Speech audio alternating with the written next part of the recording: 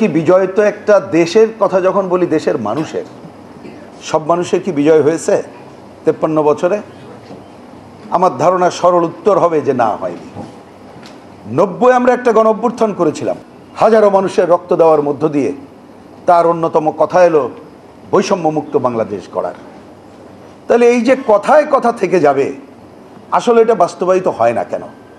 এর সাথে আমি মিলিয়ে নেই যে এই 27 বছর আগে যে চুক্তি হলো, যাকে আমরা শান্তি চুক্তি নামে অভিহিত করলাম, সেটাও বাস্তবায়ন না হওয়ার প্রশ্ন। তো সেটাই তো প্রধান কথা। এবং এই আকাঙ্ক্ষার কথা তো বলতেই পারি যে বাস্তবায়ন চাই, কিন্তু আমাকে যদি বলেন ঠিক আজকে যেখানে এসে এত বছর পরে দেখছি এবং অন্তর্বর্তীকালীন সরকারের সময়ে আমরা হয়তো মনে করতে পারি দলীয় সরকার তার দলীয় স্বার্থ এসব বিবেচনা করে তারা করেনি, কিন্তু অন্তর্বর্তীকালীন সরকারের 3.5 মাসে আমরা কি কোনো আলামত দেখতে পাচ্ছি? আমি তো যতটুকু খবর রাখছি কোনো আলামত দেখতে পাচ্ছি না। আমাদের প্রয়োজনে যেখানে প্রয়োজন সেখানে সেনাবাহিনী থাকবে অন্য কথা, কিন্তু সেনা শাসন আমরা চাই না। কিন্তু এই সময়কালে কি তার কোনো উত্তরণ আমরা দেখছি? মোটেই না, বরঞ্চ নানা ধরনের সংকট দেখছি, নানা ধরনের কথা আসছে।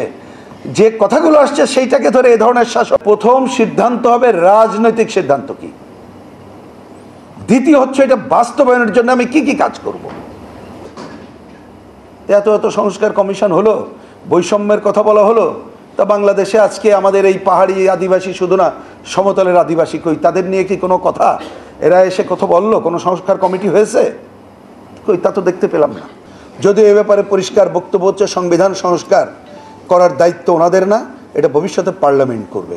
তো ওনারা একটা কাজ করে যেতে পারেন, আমরাও কিছু মতামত দিয়েছি যে ওনারা সংবিধানের, আমরা বলেছি 72 সালের সংবিধানের অসম্পূর্ণতা আছে, ওইটা দূর করার জন্য কি কি করা যায় প্রস্তাবনা রেডি করতে পারেন। তা আমরা দেখতে চাই আপনাদের প্রস্তাবনায়